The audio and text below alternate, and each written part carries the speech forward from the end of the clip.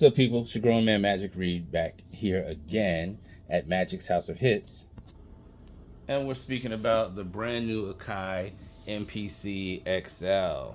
Excuse my mess. I'm still in the midst of finishing the completion and building of this new studio room, but I have stuff hooked up because I have work to do in the interim. So, now, one of the many arguments going on the internet is, okay, you don't need to buy this MPC XL. If you have an MPC, you're fine. You don't need this new one. You can use the old ones like the MPC 2000 XL, or even going all the way back to the MPC 3000.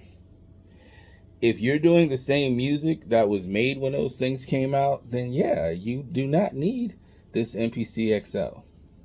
But if you're doing other genres where you need clean sounds, because this thing does 2496. So if you're doing country, pop, orchestral, things that require a bright sound, you can't do that on the old machines. The old machines are dirty and grimy, which is great for hip hop, but it is not great for other genres of music that require a certain pristine brightness and clean sound. Another thing about this machine that you can't do on the older ones do not have USB. Why does that matter? Because the new technology is USB to MIDI, which I can hook all of my analog devices that have USB to MIDI capabilities to a USB hub and control them all from this machine here. That's what the C in MPC is for. Control. Or is MIDI Production Center, or Music Production Center, Music Production Controller. But either way, as you see, I'm controlling all of my instruments from here. Back in the day, when we were doing other music, and as opposed to just hip hop, when we were doing R&B, the MPC was still the center of our studio. We were controlling our sound modules with it. Sound modules like the TX81Z for bass lines, the JV1080, the Korg M1, because the MPC was also known for that swing. The swing was not just for its own internal sounds and samples. That swing was for any instrument that you had MIDI'd up to it that you were rocking out on. The MPC had a certain feel. And this feel was not just for its own sounds. If you were a producer where you were using keyboards, piano, synths, and all of that, you ran that to the MIDI inputs of the MPC, because this was what you used to compose your joints on. So say I'm in the studio and I want to do let's hit a time machine. I'm back in the 90s.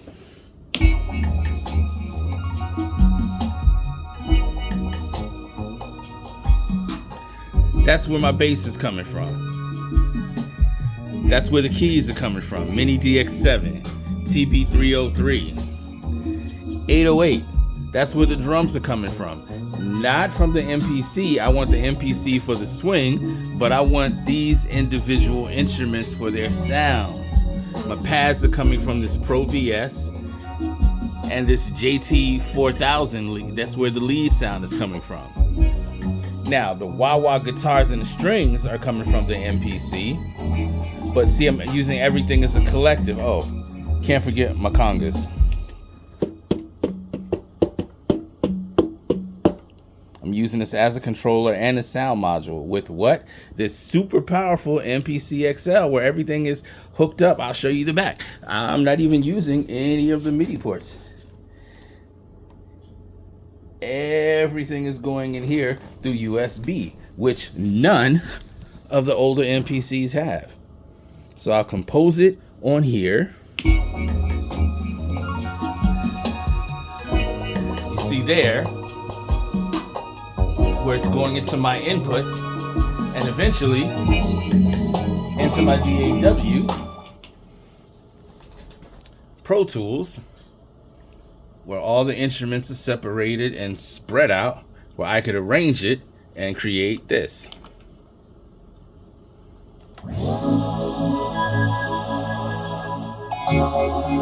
My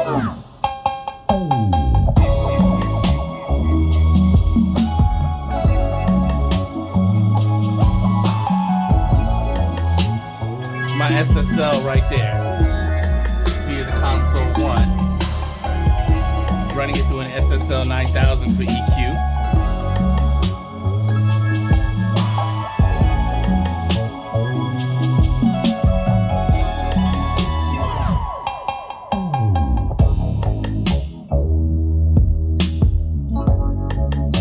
I put the entire arrangement together in Pro Tools.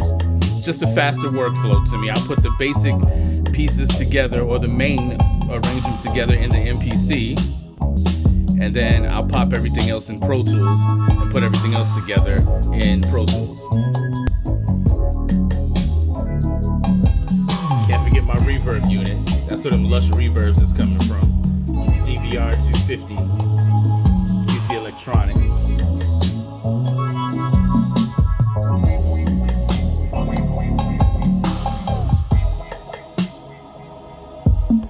And basically in the 90s, that's how we did it. The MPC was, yes, it was our drum machine, but for those of us who weren't sampling, we'd use it for kicks and snares and hi-hat. We'd use it for drums, and then we'd play the instruments.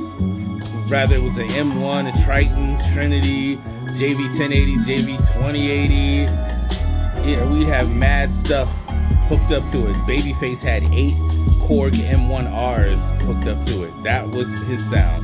Layering the chord keys on the Boys to Men projects and his own projects. That's what was his sound. But anyway, this is a powerful machine. If you want power, then you buy this machine. If you don't want the power, or if you don't need the power, it's not necessary to spend $3,000 on it. Me personally, I wanted the power, I needed the power. And I didn't even get into its own internal capabilities of being able to sample for days, chop samples, these pads where you can morph sounds from one pad to another, or just have different samples assigned, to where back in the day, 16 sounds, one pad. Now, 64 sounds in one bank. And all the other basic stuff you can find online. I'm just trying to do the things, or talk about the things that aren't being talked about when it comes to this machine, because everyone is so focused on boom bap and hip hop and things like that. But heck, I'm using mine for country music. I'm using mine for house music. I'm using mine for so many different genres where I need to implement other instruments as opposed to just samples. All right, so that's it. That's my take on the Akai MPC XL. And I'm out of here. Any questions, leave them in the comments. I'll try to get back to you and answer them. All right? I'm not a content creator. I'm a producer, by the way. I just felt the need to come online and say this. All right?